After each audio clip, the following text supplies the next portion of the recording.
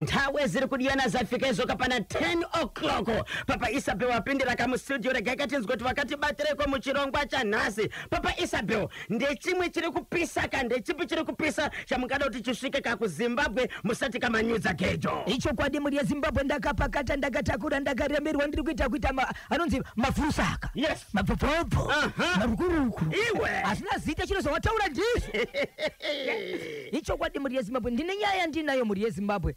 Nyaya iyi yandakataura nezuvo mushure mekubatanidza nyaya yakaitika kwa Mutare kuchikanga. Ndine urombo mukoma KB nenyaya tikataura nezuro wekuti Gweja naGanazi vakasangana. Nyaya ndinayo panapa ndiyo kuti munhu akabayiwa nebanga akatisiya.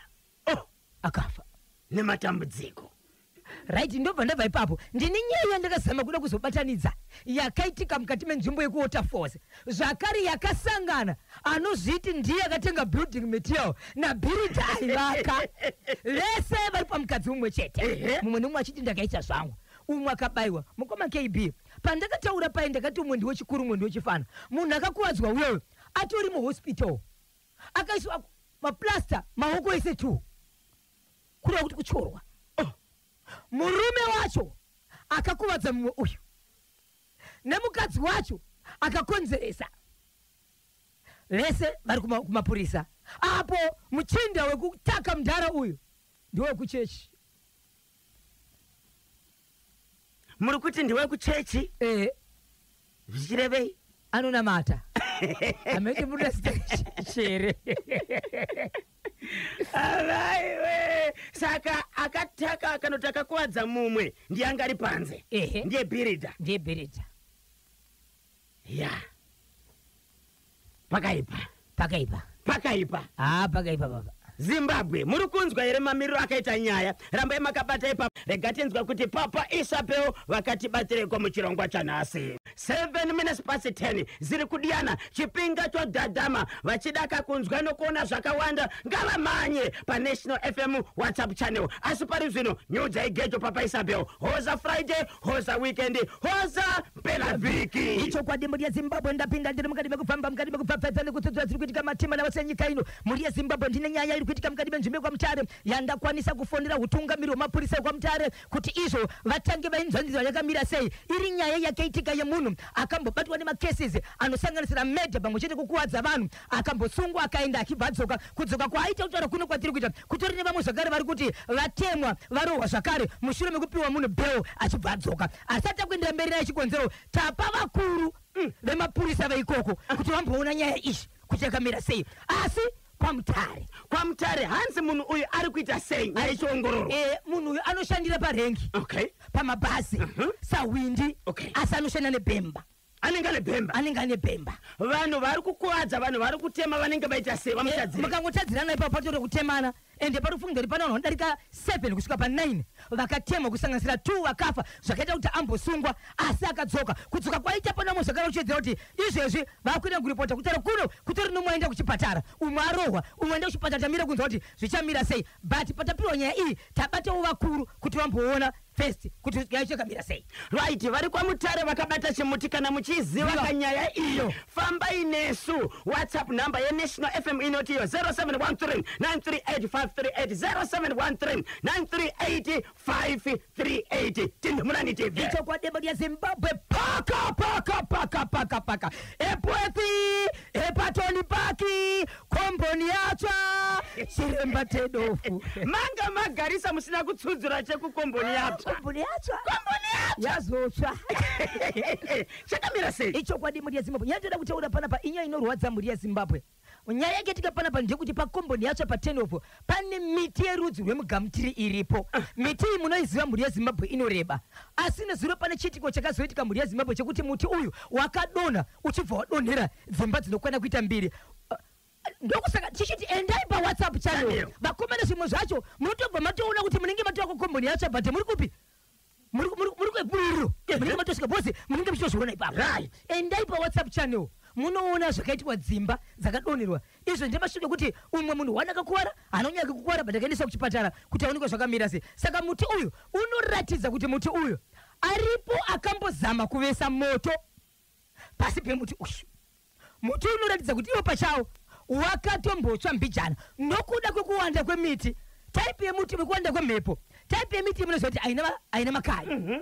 Kana ukanguta singe wagurwa mbijana uri izi kudona kana mhepo yakada sei ikauya. Saka nezurupo wakazodona wakabva wadonera pamusoro pedzimba, dzimba mbiri dzakadonwa. Kureva kuti vanhu vaigara mudzimba dzimuri yeZimbabwe kutaura kuno kwatiri kuita vanhu vakatofanana nevanhu vari panze vanoda kuzama kuti vabatsirwa nevagari vemwomo mukati menzvimbo imomo. Saka ndeimwe nyaya yekuti zvakare kana pane imwe miti yakamira padhuze ipapo yatori yambiro zvakare kuvanhu vari pedyo ipapo kuti miti inokukura kwayo zvinotera kuti anytime chero nguva inogona kudonha zvakare nekuti nguva yekunaya kuna imwe mvura yakawanda isati yatodaya zvakare chinotanga imhepo. Saka miti yakadonhera vanhu yakadonhera misha iyi yanga iri padhuze nedzimba ende miti iri kumacheto cheto payakadonhera yakadonhera pamusoro pedzimba. Mukaenda pa WhatsApp channel munoiona ipapo. Endai pa National FM WhatsApp channel munoona zvakaitika pakadonha kamiti iyi ichidonhera kadzimba kukomboni yatsva. Vagari venzvimbo iyi pavanoona kuti miti yareba vakaenda kunotaura kane kanzuru kuti vauye kuzotema miti. Avasati mukoma KB ipapo ndikavabvunza avasati. Dambudziko nderei? Avasati ndofunga dzimwe zenguva avatozivi kuti muti kana uri ipapo anofana kuubvisa ndiani. Nokuti vanofana kuenda kunotaura necouncil kuti tarisai kamone miti iyi yakareba inogona kudonhera dzimba inogona kukuvadza vanhu saka huyai muzoitema. Ndekuma kubatsira kwamaita mukoma KB vanhu vanenge vasingazivi anenge achitofunga kuti kana ukamira pasaidi pake ndewake havatozivi kuti zvinotangira papi ane kodzero kuita zvinhu izvozvo ndiani. Hapana akakuvara aripo akakuvara patakaendesa kuchipatara anonyanya kukuvara ke zvake. Ya tinoshuvira kuti vapore nekukasika avo vakasangana kane tsaona yekudonherwa kane miti komboni yatsva Epworth. Tindi muna ndichinango ichokwadi muri Zimbabwe ndiri mandiri mukati mekufamba mukati mekupfapfadzana kutsutsura dziri kuitika matima nawo senyika ino. Zimbabwe ndakabata chimuti paka chakabatwa navakwaramba chimuti marketing executive kubva kuHash Solutions kutsotsonya. Ndapindira mukoma KB Harare Waterfalls. Yes. Ndakaitaura ichibva yangu bvuruza. Munozoti moto une paunopisa nepaunongozita zvekuvhuruza zvichiendera nekuti wanga uchisvika kure sei. Asi paunenge wopisa chaipo nezuro wakapisa pamutare. Nhasi uri kupisa mukati meguta reHarare kuWaterfalls kuretreat. Right inzwa iZimbabwe zvakaitika kuWaterfalls kuretreat. Kune murume akakuvadzwa nemumwe murume mushure mekusangana muimba imwe chete. Kuma 200 uko vanoziva kuma 200 iko sorry nekuti ndidariko neko nhasi. Murume uyu kana ndisingakanganise ari kuma 65 to 70 years. Murume akakwara. Murume uyu akamboita mukadzi wake andira kuzoziva kuti vakasiyana kana nenzira ipi kuti pane akatongwa naMwari ere kana nenzira ipi but murume uyu atori nevana vakuru asi ana mudzimai. Mukadzi wandiri kutaura uyu anga aine murume wake mukadzi uyu anga aine pamuviri. Ndakutakira pashure kwayo kusvika nhasi aine pamuviri kudaro ndokubva anetsana nemurume ndokubva apfapfaidzwa nemurume arohwa nemurume kudaro mukadzi achibva achuka ruoko. Achuka ruoko murume achibati apa office nopinda mujeri ndofatora poison achibvamwa ndobva afa. Kureva kuti mukadzi uyu yatsumbukadzi murume akakaita sei akafa mushure mekutyika mhosva yekumupfapfaidza achibva afa. Inzwa National FM baba ava vasina mukadzi vanoshanda kumajecha kwatinoti kumakomba. Munozviziva kuWaterfalls kune kunocherwa makomba vachichera vachilodha mota zvichienda nemajecha. Zimbabwe muHarare kwakawanda vakavakwa ndokumwe kwakabva mamwe majecha. Zvadaro baba vari kumakomba amai avo vanga vakuita chivhenda kutengesa timabhanana kutengesa tinzungu nezvimwe zvakadaro. Avekufirwa nemurume vachinotengesa vakasiyiwa nepamuviri nemurume vakazobetserwa zvimwe zvese bo. Okay. Vakuenda kumajecha vakubada kumajecha vane mari yekutenga. Mukutenga imomo mukutatanisa makomo mugomo ndo mukusangana nehohwa kamuzukuru unogona uchitaura. Amai mukutengesa maomo ndiye dhuma nemutana kumajecha. Akura seko mudharawe ari kuma 60-70 years. Iwo amai ava aiwa kuma 35-37. Okay. Right. Vachibva kukombisana ndobva vadanana vakutosvika 3 years baba vantu vanoona nezvepamba kuti muri adya vana vapfeka pane marumu matatu panotogara mumlin'ina wacho wemudzimai dzakaita ewo dziya pane dzimba dzakauka dzakaita ewo right zvadaro Zimbabwe baba vanomboenda dzimwe nzungu vanogarapo dzimwe asi vanhu vakanondoza kuti baba ava ndove pamba apa so pamba apa imba iri kuramba ichiwedzera kuvaka zuva nezuva pane zviri kuitika so baba ava ndo vanopa mukadzi uyu mari kuti pavakwe mukadzi uyu ndokutsvaga Birita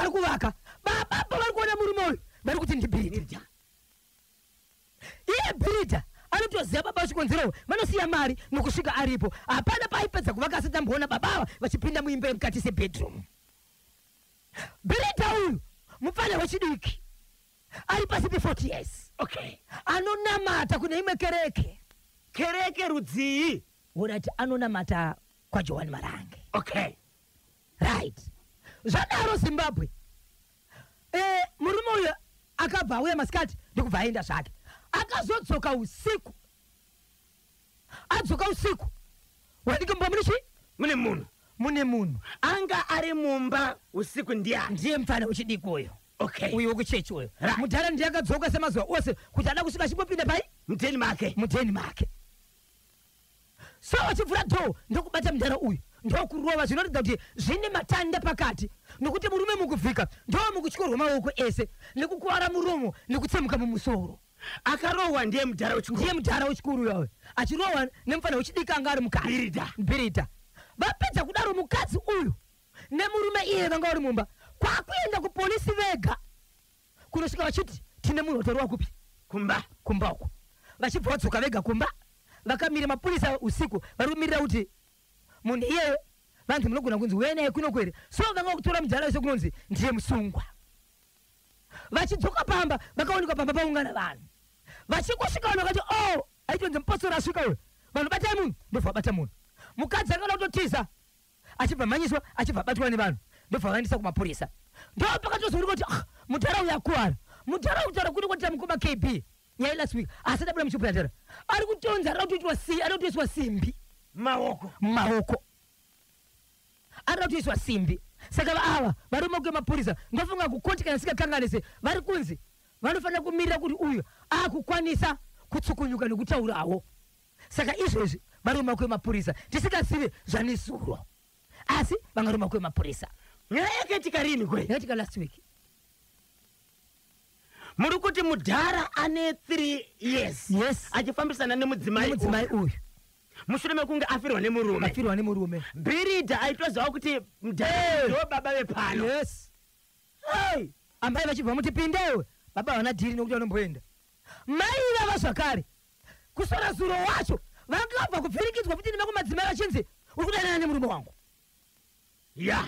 vanacho vanopisa izvo zvivakupiswa vacho 19 minutes past 10 ndopafika nthawe pari manje munoti kudiniko icho chekuretreat waterfalls kuma 200 Birita hana mhosva aita hake overtime pamwe aidaka kuisa ceiling mumba umu ndinonzi makoni paWarren Park D parisoko paWarren Park D regai timbonzwa kamashoko kubva kuH Solutions tiri kudzoka tichiverenga mamessages enyu pamwe chete nokutora kanhare tinzwe kuti munoti kudiniko neichi chekuretreat tinotenda Zimbabwe nokuramba makabata pachimoti Papa Isabel pane chimwere chiri kupisa tobva tangozvisanganisa vateerereka vachikomenta vachifona kuno kuti tinzwe kuti vanoti kudini kubudikidza nenyaya dzamunenge matsudzura tinhumurani kana chiripo ichokwadi muri yeZimbabwe ndiri mukati mekufamba mukati mekupfapfaidza muri yeZimbabwe ndichazokuvingira zvangu muri yeZimbabwe ndikangokuti kuturui mushure memwanakomana anogara munonzi mama Chipisa muHighfields omo mwanakomana ane 19 years angachitonyora hake kuchikoro akabatwa chibharu akanzi shedzwa namai guru mumba mavo achibva abatwa mukoma achibva kubasa achiti vatoona ndo zvirimo nemameseji mufoni kutoti baba munini mapora here mai guru kubata munin'inomo wemurume chirimo muHighfields omo zvakaoma ndobva ndabvapo mukoma KB ndobva ndaenda kubhindura kubhindura kune nyaya iri kumukoma KB yasabhuku nemasekretari ake vakatiza munzvimbo nenyaya yekutengesa imwe yadhi pamba pavaitengesa yadhi pachibva pazoita munhu akafa afa kudaro mwana wevaberekerwa anoti rufu rwevabereki vangu haruzi rwaMwari nenyaya yomundo wevabereki vavo nestendi yavo ndo zvavafira vachipedza kuvigwa ndichazama kutsvaga kuti ndizive chakauraya vabereki vangu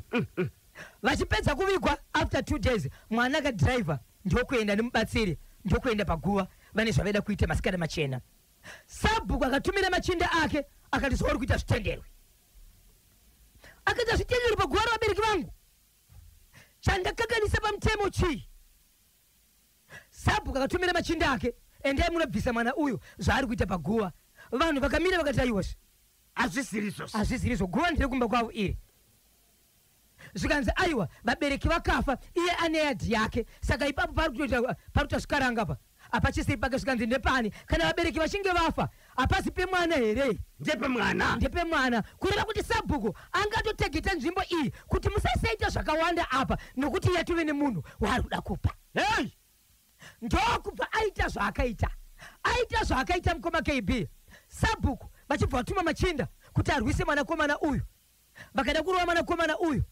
akavabuditsirawo tsamba dzake zvadzinotaridza kuti pakurarama ambori ani uyezve anoita nezvei mapurisa aSabhuku ndobva adzikama ndobva akomana uyu vachibva vaenda kudaro mukoma KB musi weFriday yapera vanhu vemuvhillaji umu vakavhunduka mushure mekunze pari kuonekwa moto unosumuka kumapasi 7 dzemanheru uchisumuka unyatsosumuka kuti uri kusumuka apo but moto iyi iri kuenda straight pamba paSabhuku nepamba pemasekretari aSabhuku uchibva paguva amai saka iko zvinonzi Sabhuku nemasekretari ake maviri vakatiza munzvimbo ane umwe 1 waanoshanda naye anga asipo iyeye akuina dambudziko vakamuvinga paguva ndo vari kuita dambudziko rachona so vakabva munzvimbo mwana uyu kwai akabvoya kusvika munzvimbo akati wamanga muchiti akafa muchaona kuti haana kufa ndobvadzokera muri kuti chi ndechekupi kubhindura bhindura kupi chaiko bhindura kumatepa pana amai vakashaya yes asi zviri kufungidzirwa kuti havana kufa nekuda kwenguva yaMwari baba vakafa kudhara kuchibva kwasara amai akufa kwavaita iko zvinozvi Sabhuku ari kutonzi ane kugovera nekukatakata kwaita kumasensi mwana wavo achibva ati amai vangu vafa zvavo but nemutauro wanga uri munzvimbo iyi amai vangu vanongofa nenzira yaMwari amai ava vanga vagara nguva yakareba sei munharaunda kuti munzvimbo iye matepatepa vana ivavo ndiri kutaura tori nemisha yavo vakazvarirwa imomo so ndokusaka mwana ine simba rekuti nzvimbo yevabereki vangu aipiwe umwe munhu ka isusu vana tiripo tisinotazvara vazukuru vangu na kuenda ipapo ende chokwadi icho chokuti vagara mutemo unoti nzvimbo hadzitengeswi vafa kudaro akati ndichazama zvandichaita pasina mazuva matatu amai vavigwa mwana uyu akauya nemotokari nemunhu waiti ari kubatsira parufu rwabereki vake mwana mukomana achiti ndiri kumutsira ari paguva ikoko Sabhuku akasvika kamira kunze masekretari akasvika achiti tatumwa naSabhuku zvamuri kuita paguva panapa hazviite amai vakavigirwa kupi vakavigirwa pamba ipapo saka Sabhuku anga achiudza mwanakomana uyu kuti zvamuri kuita hazviite vanokati aiwozve kumwana ari pamba pawo 1 asi nenyaya yekuti vane zvavanga vakatageta zvavaida vaida kuti mwana asaite ipapo saka izvezvi Sabhuku nemasekretari havasi kuwanika mwana ayo achingobva ipapo panotoonekwa moto uchisumuka mudenga uchinodonhera kumba kwaSabhuku nekwemasekretari vese vakatiza vakaenda kupi ende mwana ari kushedzera kuti wamaiti akafa haana kufa William Matambura pamapinga yachakanyanya chekubhindura icho maSabhuku adzidza ita rikiti bvu kuna Precious Matumbura ndinonzi William Matumbura ndiri kumapinga ichi chamaunza ichi zviri kuitwa nemaSabhuku munyika muno amai we amai 0713938538 alright chapindira chokwadi ini ndiri kuWaterfalls ndototengesa nawo pamusika baba Pati okay baba Isabel chokwadi ini ndiri kuWaterfalls ndototengesa nawo pamusika baba Pati maita kuota force ku retreat.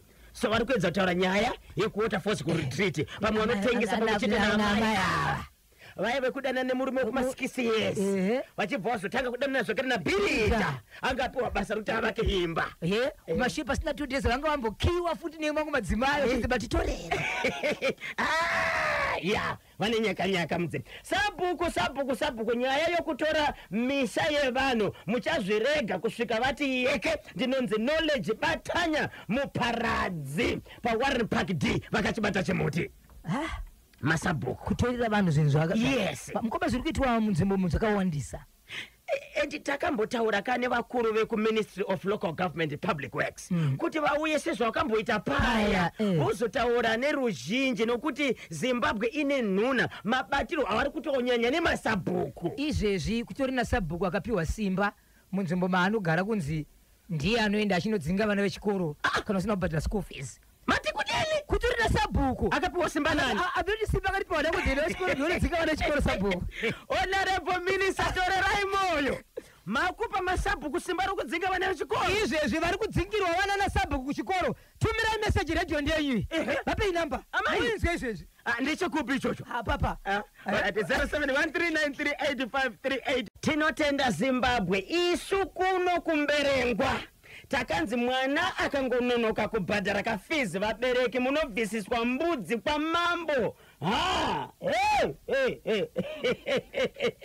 Right, okay, kwa mambo zita ra mambo tinaro. Alright, apa vakakwidza kamari yechikoro pasina ka any development iri kuitwa. Okay, muterere ari kumberengwa arisi kuzotaura zita rake. Asi chikoro chine zita ka? Right. Chikoro chine zita zvisina mambo wacho. Ndizvozvo. Regai tiedze kuzobata the Ministry of Local Government and Public Works. Ndivo vanoona nekugadzwa kwemadzimambo. Handitika sadunu masabhuku aya. Wozotudza kuti kana zvasvika pakadai vanofana kuita sei vateereri. Babesabeo. Havasi vari kudzinyirwa avazivi mutemo. Avazivi mutemo. Zvacho vari kuti ngavauye mutemo vatibatsirewo. Tizivewo zvimwe tikwanise kuramba nokuti tiri kukorera kusaziva. Ishokwadi. Regai pari zvino timbopinda kamuchitoro naMabla 10. Babesabeo. Mainzwa kanyaya iyi. Muri mataura. Vakuma. Munhu nemunhu ane nhaka yake. Kana wakupindira nhaka dzevamwe. Ndizvozvo. Iyewo usabhuku kauka wakatobva kune vabereki vake. Nhasi ndiyana amenotatiriwo chingani asi ari kutora dzevamwe. Yes. Chi. Pakaipa tsudzurai chimwe tozopinda muchitoro nePremier Bet. Nechokwadi muri yeZimbabwe ndirimo. Paka. Ndapindira paShombe. Shombe. Zimbabwe yendi kutaura paShombe pano. Regai nditaure ndichiti mapurisa varipo pakubatsirai pane vanhu vanoshungurudza vamwe uyezve vanojamba mutemo. Asi mapurisa havakwanisi kukubatsira usina chawaenda kunoripota. Nyaya yendataura yekwamutare ndazotaura nevakuru nemutauriri wemapurisa emaNicaragua Assistant Inspector Chiyoka vataura shoko rekuti hatidi munhu anoshungurudzwa kana kushungurudza munyika yakasununguka. Vese vanofungidzwa vane zvavari kuita zvavasingafungiri endai munoripota. Mapedza kuripota kana wakabata bepa rinoratidza kuti waisa ripoti taakushanda basa. Ishokwadi. Saka kana musida kuripota hapana nyaya.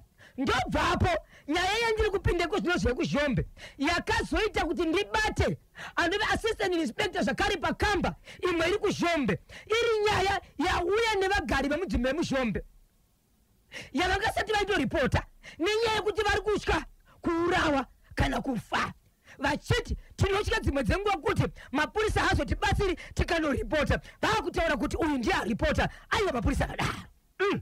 Nyaya yakamira kudai. KuShombe kuno mumwe munhu ane bhizimusi remaini. Aine bhizimusi remaini rakatanga riri pasi iko zvinonzi ratisimukei. Rasimuka ndokubva atengawo zvinodzivirira kuti pakasvika makoronyera vada kumutorerawo mari yake. Akamboridzirawo kana mudenga matsotsi anotiza. Futi. Kureva futi. And unoto apply. Handitika zvoonekwa kuti application yako yakakodzera here. Yakakodzera here. Wozodzidziswa kuti inoshandiswa sei. Pane mutemo wacho mashandisiro hayo unoita. Inzwa National FM inzwa mwana weZimbabwe ndivanoziva mutemo mashandisiro ari kuita futi ishi. Futi iyi murume yaipiwa inofamba iri maoko kana iri mumota inenge iri pasiti nemubhawa bhana ndokuisa moto ausikutiona here iri patebhuru ndokuisa moto kana mota wakaona here unoisiva here ndokuisa moto saka vanhu havachirina kugadzikana munzvimbo nokuti chinhu chiya chinouraya ichokwadi kunyange usina kuchinongedzerwa kureva kuti zvaanoita zvese munzvimbo haapikiswe kuve right kuve wrong haana chanopikiswa nokuti ndokuisa moto saka vataura nyaya iyi takabva tabata vamwe vakuru vari panzvimbo tikati vana venyu vari kurarama unhapwa munzvimbo asi havasi kugona kuuya kwamuri nenyaya yekuti vari kutya havasi kuziva kuti pavanozoya kwamuri hazvisvike here ikoko vakati maita basa saka nyaya dziri kufambirwa saka ndomashandisirwo here zvanenguva yakareba sei munhu achiita mufambiro wakadai nebvudzi akutoponesa mwedzi anacho chinhu uri chisiva here chimbana nemupawani bachi chakabatwa maoko senge makiye mota kana kuti foni ukangoti kavaseri kuti ampana hama kavaseri kuti uri chisiva herechi ndokuisa moto vanhu vari kutya kunoripota manje kana mukatya mukarega kunoripota mapurisa acho anoshanda sei ndinovimba izvezvi zvazoitika chikonzero tazovabatanidza isu tazokwanisa kunofonera vakuru vemunzvimbo kuti chibatai naine ava neava but vari kutyawo zvakati imi semapurisa ndii muchaziva zvokuita saka apa taitaurira kuti nekumwe kwamuri kusiri kushombe zirai mashandisirwo andiwa chinhu ichi tiri kukumbira zvekare yamataura yekwamutare handiitika vanhu vanenge vakanganisirwa vanenge vachidzirwa nemunhu anenge ane bhemba ngavaende kunoripota kumapurisa zvakawanda zvokuti kana mifananidzo chaichai vanhu vanotaura kuti honai munhu harame mangwana uyu angakabata chinhu ichi muvanhu mawiponi hadiwe muvanhu asi nyika yehondo mapurisa asi maprofeti havafembere havaratidzwa mungwapiri yedenga kana mavaudza avakomba nemabhadhi vatoipa nawe kana mavaudza vakarega kuuya kuzoita basa mobva matiudza isusu kunoko tobva tabata komishina Potemba Nyati toti mapurisa enyu haasi kuenda kunoita basa mushure mekunge vanhu varipota handitika vatemba Nyati vanoziva kamafambisiro avanoita basa ravo asi vafanira chinoimba navo kuvakeji kuvaudza kuti kudini aiwa vakagara pamabhuku wako vanava tarisai mune mabatirwo ari kuitwa vanhu businessman uya akashodhwa vamutanga dora izvozvi kana singakanganise 5 vari maoko emapurisa vabatwa yes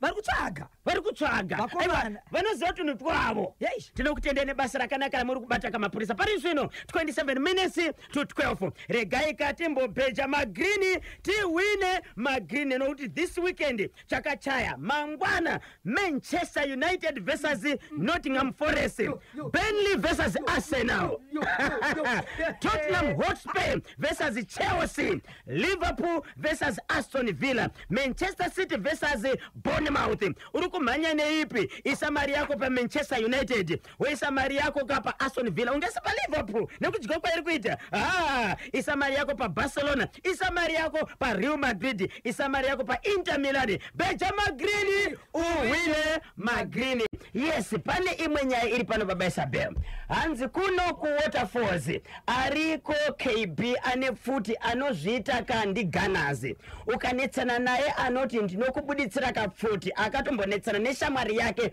nenyaya yemari akavapindira mumba achiri ndinokubuditsira kapfuti pano ndizvo here pamutemo hana chanoitwa kuno kuretreat chekuti anganzi akuzvichengetedza uye hatoratidzike kakuti musoja anotogara mumakomba yes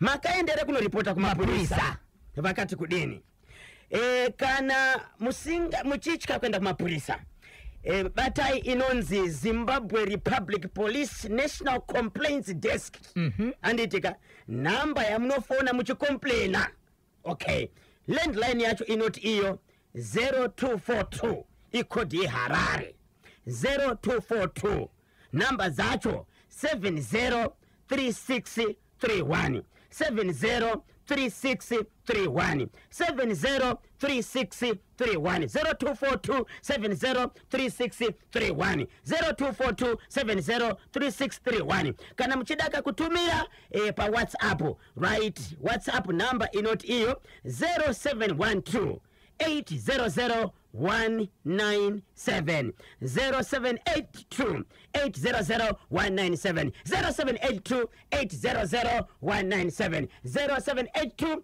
800 197 ndiyo WhatsApp number ye ZRP National Complaints Desk. Saka ingobatai ipapo muswitse kashoko kana pane zviri kukushungurudzai anditika zviri kuitwa nevanhu munharaunda ya munogara zvinenge zvichidaka mapurisa padhuze. Motivational quote of the day tiri kuipiwa kana Dr. Brian Ngosi. Dr. Brian Ngosi vari kuti iwo kana ukapasiwa nkonde wa kureketeka bvinire walini kuti amwewo ari kutetekera alibe chanidziwa. Wantu anidziwa ganyu la kureketeka, right? Aniremekeza wantu anenge arunjikana. Kana ukapasiwa nkonde wa kureketeka bvinire walini kuti amwewo ari kureketeka, amwewo ari kutetekera anidziwa lini bvanenge ka achita. Wantu anipaswa kaganyu la kureketeka, right? Anooneka achiremekeza ka wantu anenge araunjikana. If you are allowed to speak, that does not mean those listening no less. The best communicators are those who have learned to respect their audiences. If you are allowed to speak, that does not mean those listening no less. The best communicators are those who have learned to respect their audiences. Ndio ka motivational quote of the day kuchokera kakuna Dr. Brian Ngosi. Kana wapiwa mukana wekutaura hazvireve izvo kuti vanenge vakaterera hapana chavanoziva, right? Vanoziva kutaura, vanowanikwa vachiremekedza kavanenge vakaungana vachiterera panguva iyoyo. Kana wapiwa mukana wekutaura hazvireve izvo kuti vanenge vakaterera ka hapana chavanoziva, right? Vanoziva kakutaura, vanowanikwa vachiremekedza vanenge vakaungana vachiterera panguva iyoyo. Ndio ka motivational quote of the day kuchokera kakuna Dr. Brian Ngosi. Regati ngotora kavaterere vaviri tozopinda muchitoro nevasawira vedu ve GB Huchi Mablateni arimoka mustudio paita munango pantedwe. Hello pa National FM Radio 0713938538. Yes paita munango. Hello. Hello, Bondo. Siriseko mukoma wangu. Ndi right ni murisei. Tikutaura nani ko ari kupiko? Mutaura na Zuza ari kuDamaforce. Tibatsire pa Damaforce, apa tibatsire pane zvawanzwa izvi. Aiwa kumana kutora mishaiwana amahwani vanofana kutopinda busy.